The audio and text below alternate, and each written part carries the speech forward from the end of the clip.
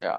So, good morning. I'm Siddhant Lal. Um, This is the interview for our GRR 2024 to 2025. The first question I would like to ask you is that how is slum redevelopment beneficial for private builder? Hi Siddhant, good morning again, and it is an honor to give you an interview. I'm Sachin Bhatia. I'm working with House of Hirandani since last 20 years. I'm associated with them in their sales and marketing department. As you asked me about slum rehabilitation or some slum redevelopment, see, it is a win-win situation for government, slum dwellers, and builders together. First of all, this question is about private builders. So, private builders incur heavy cost in buying the land, which is a very costly thing in Mumbai. Like at some pockets of South or Central Mumbai, costing more than 200 crores per acre. So, if somebody wants to buy a 5 acre land to develop a decent size development in Mumbai, they have to shell out 1,000 crores, that too upfront, which is a very big investment. SRA project give them a little more cushioning when it comes to buying a land parcel, wherein they can take up a SRA project on suppose 5 acres of land parcel, wherein there are around 1,000 slum dwellers. So they have to make 1,000 apartments of 350 square feet each, which will be around 3,50,000 square feet, which will be less capital intensive because when they will start making the development, they will get their own land parcel also to make the project and start selling the apartments. So capital required for that is very less. And similarly, when a builder is developing slum, they earn more profit, they have to do innovative ways of doing the construction. Their construction quality should be good to get the OC, and the construction methods are such that they have to speed up overall development to get better profitability. So slum redevelopment is very much beneficial for a developer as well as for Mumbai as a city, and very much beneficial for slum dwellers who are staying over there. Understood. So, this concludes our first question.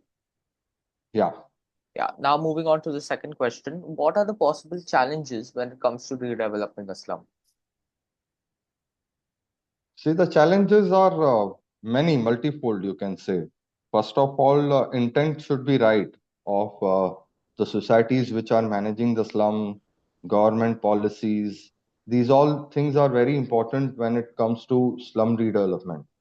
First of all, first point is for any slum redevelopment, we need consent of 50% slum dwellers.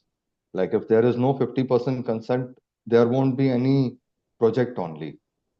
Secondly, important part is rehabilitation of some slum dwellers. Now, suppose in my first question, as I told you, there is a 5 acres of slum and there are more than 1,000 slum dwellers who are staying over there. So we have to relocate those 1,000 slum dwellers. So it can be like either you have to find a, similar kind of land parcel in the nearby vicinity. Like there is a norm that you have to find a land parcel within the 5 kilometers radius of that land parcel. So that will be very challenging for a developer to find a land parcel which is in the radius of 5 kilometers. And Understood. third point is there are many a times, change of rules and regulations. Like 3 years back, the regulation was to give 275 square feet apartment to each slum dweller. It got changed to 350. When rule get changed, it get applicable for old developments also. Otherwise, all these slum dwellers and their societies will come and march at your project. They will disrupt the overall development. And the fourth point is future maintenance of the building. Like these slum dwellers are staying at almost zero maintenance kind of environment. And Achanak say they have to start giving some amount every month or every quarter to maintain that building. Because if a building is coming up instead of slum, there will be, uh, you can say, maintaining their lifts, their corridors, their water and electricity. All this will come up like in a regular building. So all these things, like they have to be prepared so that there is a smooth transition from slum to a residential building. So these are the challenges basically a developer face while developing a redevelopment of slum. Understood. Now moving on to our third question.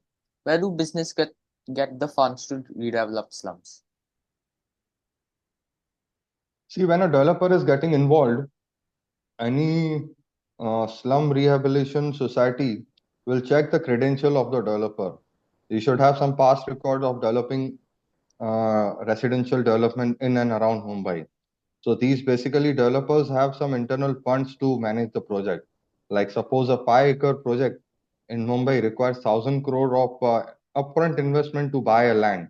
But instead of that, if somebody is making 3 lakh square feet of construction, so initial cost will be roughly, you can say, hardly 100 to 150 crores. A developer who is having that credential or internal accruals, that will be the best fit for any slum redevelopment. But suppose somebody who is having a highly experienced thing, but he doesn't have funds, then funds are available from various banks, private equities, and societies which are available in the market. They get some funds either through a private partnership or through interest paying loans. So these are the two things which are the major source of funds. And third is a state provided fund. Like government is having some funds allocated for redevelopment of slums. But basically, to avail that thing, there is a lot of procedural things and a lot of bureaucratic things involved. To get that kind of funds, you really need to have to work hard. It will be very much a time consuming. Sometimes you will put up a project and after 6 months it might get rejected. So first two sources of funds are very important to redevelop a slum. Understood. Does that conclude your third question? Yeah, that is the conclusion of my third question. Okay. Now moving on to our fourth question. What are the ethical issues that a business might face when it comes to redeveloping slums? See, ethical issues basically are involved towards redeveloping a slum is completion of that rehabilitation project. Like suppose if you are taking up a project, developer side should be very strong. He should be committed to complete the project. So a wrong intent from developer or from tenant also, like some developer, slum developer, will be completely overall timelines and completion of the project. And secondly, what I say is the builders are not able to finish the project due to local associations. There are many local associations apart from society of that slum area. So that local associations, try to create some hindrances, like they demand money, they demand local support or something like that, which can be a financial loss for the developer. Because these projects run on very cutthroat budgets. So if this kind of associations are coming into picture, that will be completely, spoil the overall scope of the project, you can say. And Understood. third is change of rules. Like this 275 square feet area gone up to 350 square feet. Someday government will come up with more area, like 500 square feet. So that will, completely, overall financial loss for the developer. So that is one of the things that the developer will try to negotiate with the government, and that will be the overall project time run that will affect the developer. So these are the some of the ethical issues which are involved when you are developing the slums. But majorly intent should be right from Understood. both government, slum dweller as well as builder. Okay. Now moving on to our fifth question. That is, what are the potential consequences of this process? Is it humane to do so? See, consequences according to me will be all positive if intent is right. So if we sum up all four questions above, if government is open to make up the policies which are pro slum redevelopment, builder is very much having a positive intent by giving good houses with good quality. Third, associations which are involved and the society which is there, they are very much involved in the development. Then the consequences will be positive. Like some of the positive things which will be there is improved life condition of all the slum dwellers. There will be improved hygiene conditions, like they will get proper water, electricity, basic infrastructure will be at place. And fourth thing is there will be reduced crime rate because all these slums are the budding ground for crimes. So if you are getting a proper status in the society, the crime rate will reduce. Fifth is for overall Mumbai city or any urban city, if you are going slum free, it will definitely increase the popularity of that city and investments will come into that city. And because you are getting land at a reasonable pricing, there will be ease in housing supply. So overall real estate prices which are going up will definitely ease down if there is a supply from slum lands also. So these are some of the consequences of overall process, and this is very much ethical and human to do. Understood. Now, moving on to our final question. What is your perspective on any latest slum redevelopment project that you have been involved with? See, House of Hirandani had never involved in any slum redevelopment project. We have got some proposals, but as I told you, getting crossing that bureaucratic hurdle and associations and society definitely create some hindrance. So Hirandani as such never had developed any redevelopment of slums. But there are many developers like there is Raymond Realty, there is K. Raheja Corp, there is L&T Realty, there is Shapurji Palanji Group.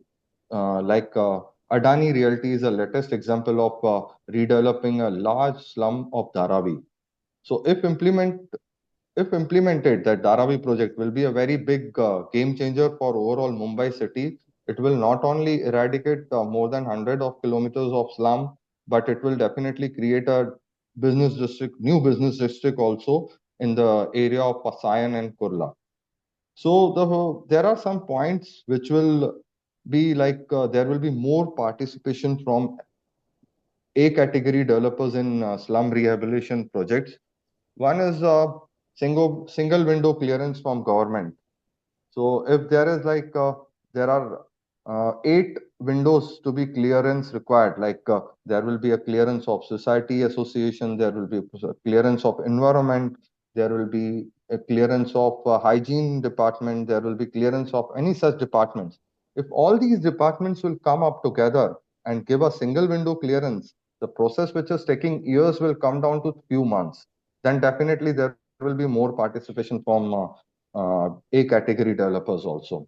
And for that, point number two is a very strong bureaucratic and political support is required, and that is positively required to get that single window clearance.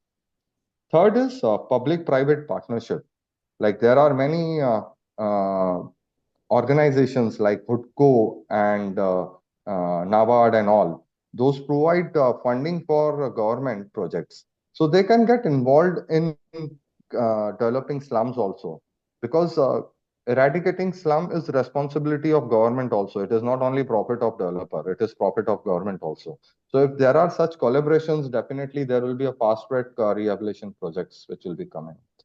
And similarly, there are government organizations like NBCC, which are carrying out many projects which are getting stuck because of many reasons. If they are getting involved in slum rehabilitations also, then definitely there will be fast track rehabilitation of slums, which will be helping the government as well as overall society.